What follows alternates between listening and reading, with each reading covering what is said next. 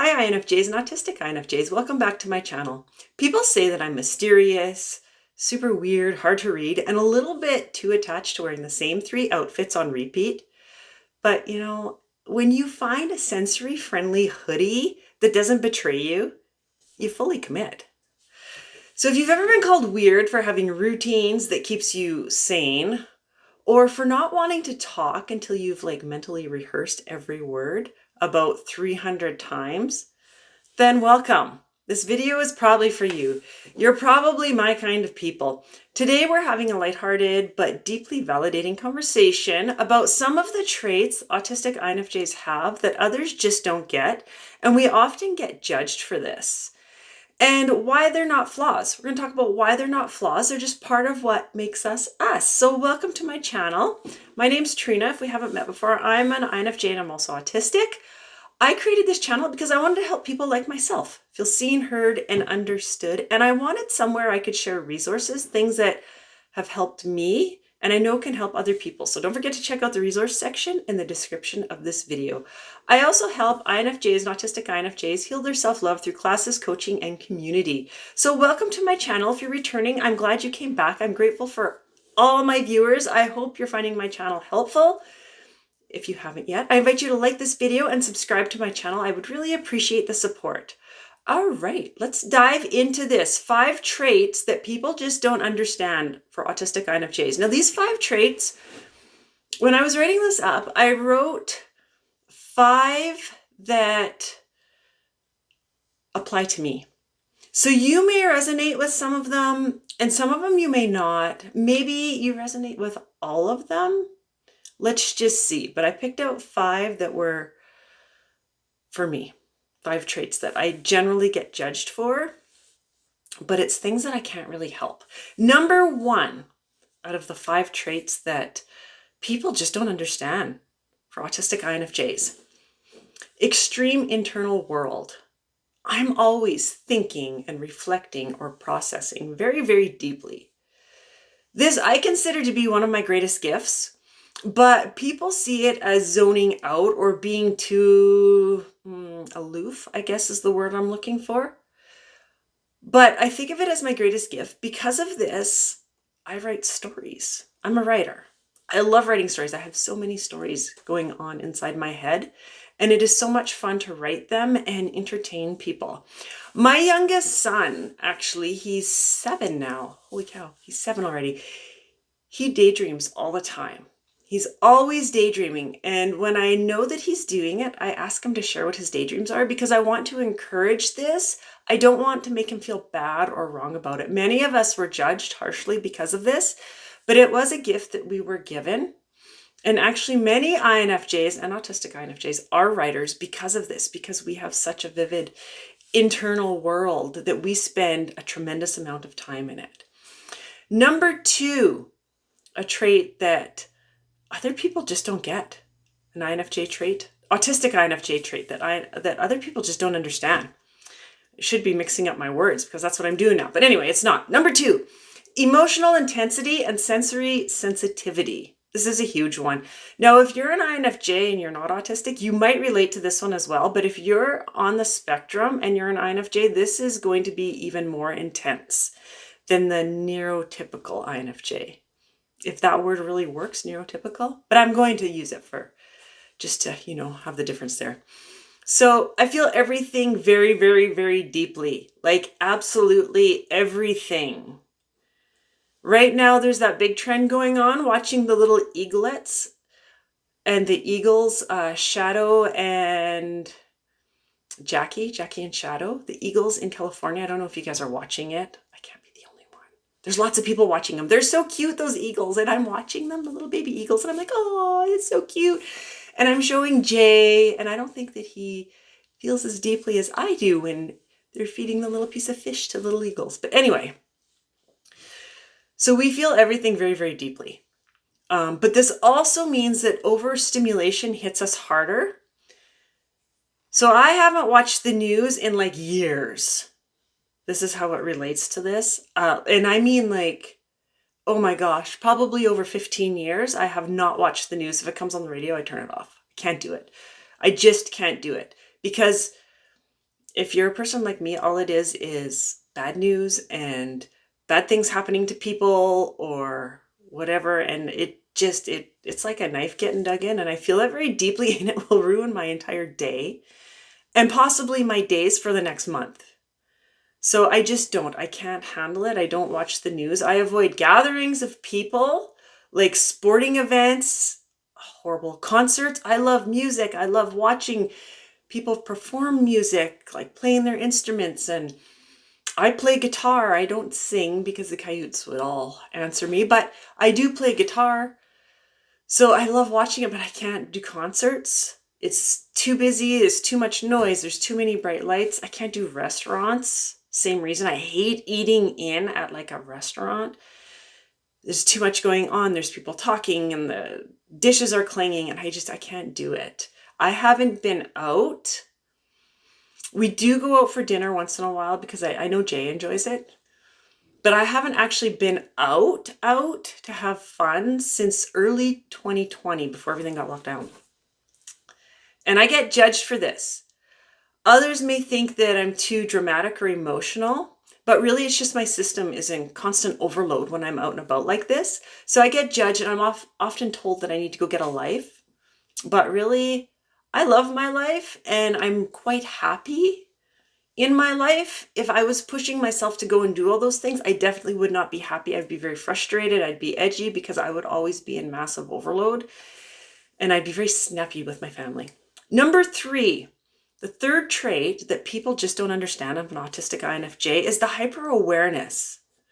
We notice everything: patterns, inconsistencies, unspoken emotions. Talking about inconsistencies, if you watch like a series of TV shows, the series, I can't binge watch because I just can't do that. But Jay and I will watch like a episode every night of a series, and I remember what's going on, and I pick out inconsistencies with series, and there's a lot of them in series. And it drives me nuts, and I'll pick them out. And I think it ruins the experience for Jay, but I can't help it. I picked up, it broke the pattern. There's an inconsistency there. And also the unspoken emotions. But speaking up about them can make people uncomfortable when it comes to those unspoken emotions. This is a superpower that we have, this hyper awareness, but it's also completely exhausting. So if you want to experience my brain, have you seen those memes for INFJs? It has what an INFJ brain is like, and it's like completely chaotic. There's like chaos going on and so many thoughts, and then there's music playing somewhere. That completely explains it. I always giggle when I see that meme because I'm like, yeah, that's totally my brain. But it's like, okay, be more serious here. What it's like to be in my brain, it has like, at any given time, on a minimum, 10 tabs open all at once, and they're all monitoring different things. So I'm monitoring, like, if I'm out and about in a social function, or yeah, we'll just use social function as an example. It's like the tone of voice, someone's tone of voice, or everybody at the table. I'm monitoring all their tones of voices and the shifts in the body language. And then there's the weird buzzing coming from the lights. And then my socks are like driving me nuts because I can feel the line on the toe. And then there's the fact that someone at the table, they just got really quiet. So then I'll be wondering, are they upset? Are they bored? Or are they just tired? Or what's going on there? And it gets super overwhelming. That's like at any given moment, that's like being inside my head. And then, like the meme, there's probably music going on as well. Plus, there's characters from stories that I'm working on floating around with new ideas that are popping up. And it's crazy in there. It's crazy. If somebody could spend 5 minutes in my brain, they would never be the same if they came back out. Never. Trust me on that. It's not just about noticing things, we're constantly absorbing them as well. Number 4, the fourth trait that autistic INFJs have that just other people just don't understand. This is a huge one. Rituals and routines that ground us. People don't always understand why we'll drink tea, the same tea every morning, or wear the same clothes. That's a big one for me. The same clothes. I'm going to get into that in just a second. But it's about regulating not being rigid. It grounds our nervous system, which is what many of us will hang on to really tightly because we crave it, because our nervous system is always like running in dysregulation. It's always running in chaos. We're always like in that flight and fight state, and it doesn't feel very good. So when we find something that we can hang on to that helps ground us and feel good, we definitely cling on to it. For me, it's clothing. I have a whole closet full of clothes. I truly do. But I rotate through like the same 3 hoodies because I like to wear hoodies. And where I live, I can wear a hoodie most of the summertime too because it doesn't get overly hot here. And the same 3 pairs of jeans. It's not laziness, and it's not that I don't care to be in style. It's because those pieces feel right. I don't feel like I want to climb out of my skin, crawl out of my skin when I'm wearing them. If I don't get laundry done, because of how I am, I'm always doing laundry because I need to have those clothes clean. But if I don't get laundry done and I have to wear something outside my comfort zone clothes, I call it, my little safe bubble, it's a huge deal for me. It shouldn't be for other people wouldn't think this is a huge deal. It is a huge deal for me. The clothes might feel off. They might be too tight in one spot. And yes, I was the one that shopped and bought all the clothes in my closet, and I like them. I do like them. I like them hanging on the hanger in my closet. So they might feel too tight in one spot, too loose in another, too bright of a color that I didn't realize when I picked it out. But I feel very perceived. I feel like if I wear it, I'm going to be noticed far too much. And that is just something I can't handle. And then suddenly my anxiety about leaving the house is like 10 times worse because now I feel physically uncomfortable. So I wear the same clothes over and over and over again. And the discomfort snowballs fast. So what looks like a fashion rut, and people have made fun of me and judged me because of this. So it looks like a fashion rut to someone else is actually just a survival strategy for me. Now doing these videos, you'll notice I do rotate through kind of the same shirts, but I do change my shirts to shoot the video, and then I take it off and put on my hoodie because my hoodie is very worn out, the one I was wearing today, and I didn't think it was appropriate to do a nice video. So there's that. But yeah, I have often thought about wearing the same clothes over and over again because I think that people like myself would relate to that. But it will also get me judged. I do know that because it has many times. All right, number 5, the 5th trait that autistic INFJs have that other people just don't get is I deeply bond with characters or objects. You might relate to this. Like a mug, a coffee mug, it has personality. And I will use the same mugs. I have a whole, because I'm like obsessed with mugs. So I have a whole bunch of different mugs. There's like 3 mugs that I rotate through, and I will use them over and over and over again. I clean them, but those are my go-to mugs. That's what I have to use. And if one breaks, it's like a really big deal. But this is mine. But this one speaks for itself. Of course it has character. It's my old guy, JD. I love it. The kids got me this, and this is one of my favorite mugs, and I use it all the time. A hoodie. Like I said, I'll bond with the hoodie. It's like my support friend, my emotional support friend. So we might feel a genuine comfort from familiar items or fictional characters. Why do we do this? Because they're safe, they're predictable, and they're judgment-free. Another way, not so much me, I don't do this, but I do know other autistic INFJs have mentioned that they'll bond with characters in like TV shows, especially TV shows where there's a whole bunch of different seasons, but one character, and they'll bond with that character. And it kind of gets depressing when the season ends or if the series ends. Now, I've had that a few times.